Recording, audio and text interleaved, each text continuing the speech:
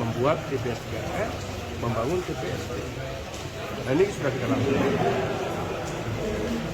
Sering dengan kegiatan ini, mohon maaf sekali, ternyata dalam membangun TPS 3R, TPST ini tidak semua berhasil.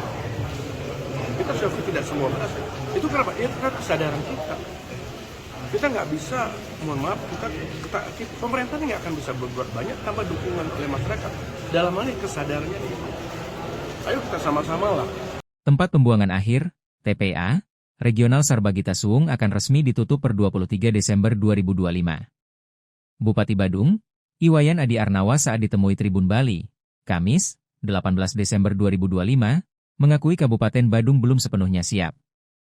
Kondisi tersebut, kata dia, telah dipahami oleh Gubernur Bali, Wayan Koster.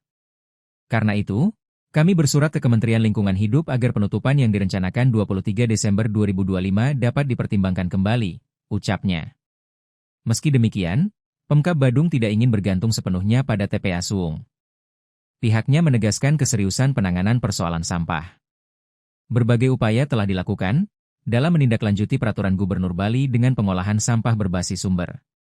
Adi Arnawa mengakui jika regulasi yang Gubernur Bali tersebut bertujuan mengurangi mobilitas sampah di jalan raya. Pemerintah kabupaten kota pun telah mencoba mengimplementasikannya melalui pembangunan tempat pengolahan sampah reduce, reuse, recycle, TPS 3R. Dengan aturan itu diharapkan tidak ada mobilitas sampah di jalan. Bahkan kami di pemerintah kabupaten kota sudah mencoba mengimplementasikan regulasi tersebut dengan membangun TPS 3R, ujar Adi Arnawa. Namun demikian, Adi Arnawa mengakui tidak semua TPS 3R yang dibangun berjalan optimal. Hal itu disebabkan masih rendahnya kesadaran masyarakat dalam memilah dan mengolah sampah sejak dari sumbernya.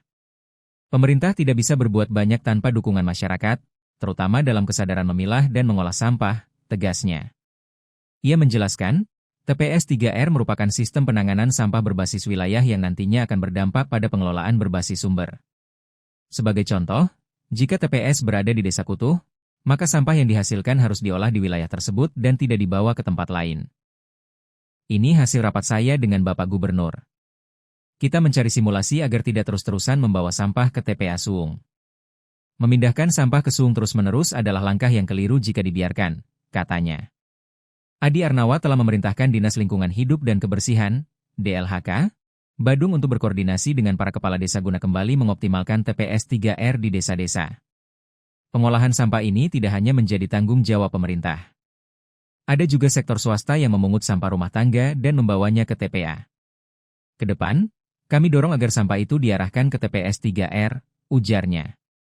Menurutnya, pengelolaan sampah tidak cukup hanya mengandalkan teknologi canggih, tetapi juga memerlukan sumber daya manusia yang memadai serta dukungan penuh dari masyarakat. Ia juga menyinggung keberadaan TPST Tuban yang dibangun untuk mengolah sampah di wilayah Kuta dan sekitarnya. Saat ditanya apakah Badung masih dapat membuang sampah ke TPA Suung setelah 23 Desember 2025, Adi Arnawa belum bisa memastikan. Namun setidaknya, sampah yang dibuang harus sudah diolah minimal 50% dari jumlah sebelumnya. Sementara itu, hitung mundur penutupan TPA membuat warga di kota Denpasar resah.